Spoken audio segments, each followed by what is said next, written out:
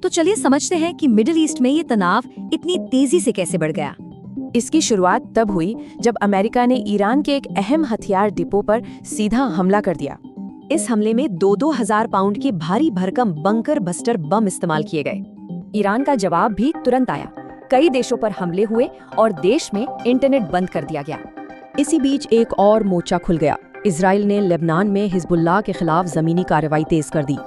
फिर इजराइल ने अपनी नई रणनीति का ऐलान किया, दक्षिणी लेबनान में एक परमानेंट बफर जोन बनाने का, और कहा गया कि बॉर्डर से खतरा मिटाने के लिए वहां मौजूद सभी घरों को नष्ट कर दिया जाएगा।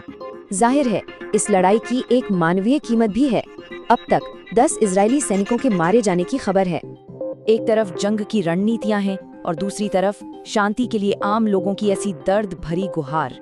लेकिन ये लड़ाई सिर्फ मैदान पर नहीं है, पर्दे के पीछे एक बड़ा डिप्लोमेटिक खेल भी चल रहा है। व्हाइट हाउस के मुताबिक जो बातें दुनिया के सामने हैं, वो पर्दे के पीछे की बातचीत से बिल्कुल अलग हैं।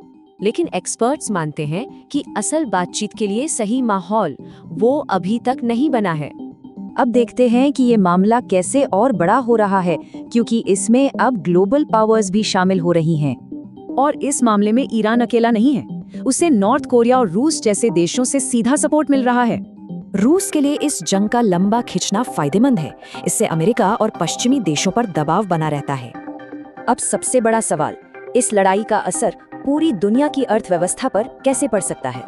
देखिए, ये पूरा संघर्ष दुनिया के 2 सबसे अहम समुद्री रास्तों यानी चोक पॉइंट्स पर आकर टिक गया है। इनमें से पहला है स्ट्रेट ऑफ हॉर्मुज़। यहीं से दुनिया की ज्यादातर तेल सप्लाई होती है। और दूसरा है रेड सी, जहां अब हूती विद्रोहियों के आने से खतरा और भी बढ़ गया है। इन रास्तों पर कंट्रोल का मतलब है तेल गैस की कीमतों पर कंट्रोल, जो पूरी दुनिया की इकोनॉमी को हिला सकता है। तो सवाल ये उठता है कि जब ग्लोबल ट्रेड पर खतरा मंडराएगा, तो इसकी असली कीमत कौन चुकाएगा?